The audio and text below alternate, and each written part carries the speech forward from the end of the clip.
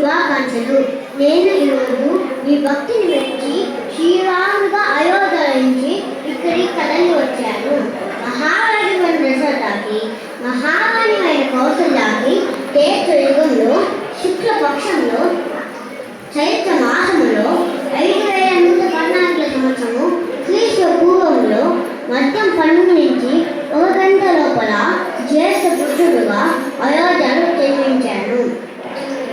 నా పుట్టినరోజుని శ్రీరామనవమిగా కొలుస్తున్నారు.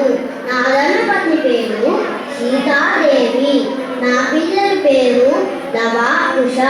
నా భక్తులు అందరూ సకల ఆరోగ్యంతో ఐశ్వర్యంతో బాగుండాలని నేను జీవిస్తున్నాను. ధన్యవాదములు.